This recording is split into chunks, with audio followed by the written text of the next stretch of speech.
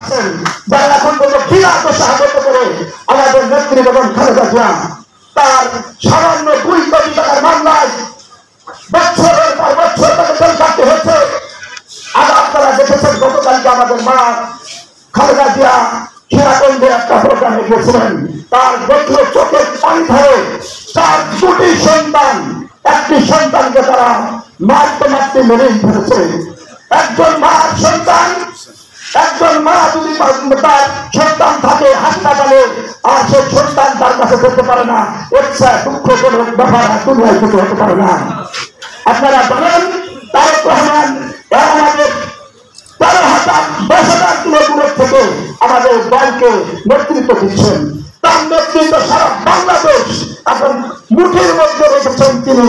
তবুও একটি লোক কোথাও কোনো কাজ জড়িত হয় নাই। আমরা মনে করি এই দল সংগঠিত ভাবে চলছে। আগামীতে বিএনপি ক্ষমতায় আসবে, আমরা আগামীতে বিএনপি ক্ষমতায় আসবো ইনশাআল্লাহ। আপনারা সবাই ধৈর্য ধরেছেন, আরো কিছুদিন ধৈর্য ধরতে হবে। বিএনপিকে ক্ষমতায় আনার পরে বিএনপিকে ইলেকশনে যাবে, আপনারা ধানের শীষ মার্কাতে আপনারা ভোট দিবেন, ধানের শীষ মার্কাতে জয়যুক্ত করবেন। তারপরে ওদের ধরে ধরেছে প্রতিশোধ আমাদের দিয়েছেন, সেই প্রতিশোধ হবে, প্রত্যেকটা প্রতিশোধ হবে। আমার বাবা লাস্ট মানি যাওয়ার কথা ছিল বিকেল 2টার সময়, সন্ধ্যা 6টা না 7টার সময় তখন আমি বলছিলাম এই হলো আমরা রাজনীতি করি, এই হলো আমাদের বিগত দিনের কথা। আপনারা যারা কষ্ট করেছেন আরো ধরেন 1 মাস ছিল, কিন্তু আমাদের তারপরেও আমাদের সমস্যা আছে। আমরা সব জেলায় প্রোগ্রাম শুরু করেছি। আপনারা সব জেলার প্রোগ্রামের মধ্যে মেহেরপুর একটা ভালো জায়গা। মেহেরপুর আমার খুব পছন্দের একটি জায়গা। আমি মেহেরপুরে আগে কোনোদিন আসতাম না।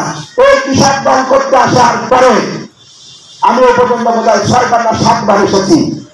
সেজন্যই আমি আপনাদের অনুরোধ করবো যে আপনারা যার জায়গায় থেকে কাজ কেউ করে দেবে না, কাজ কেউ করে না, যার জায়গায় সে দখল করে নিতে হয়। এটাই হচ্ছে দুনিয়ার নিয়ম। আপনারা কাজ ভালো করবেন, আপনার জায়গায় আপনি দখল হয়ে যাবে। আপনি কাজ করবেন না, আলাদা এসে দখল করে নেবে।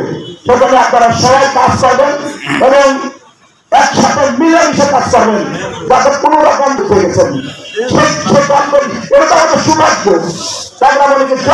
আদর্শ একটি দল আমরা করতে পারছি, এখন করতেছি, সারা বাংলাদেশের দলকে একটা পর্যায়ে নিয়ে যেতে পেরেছি।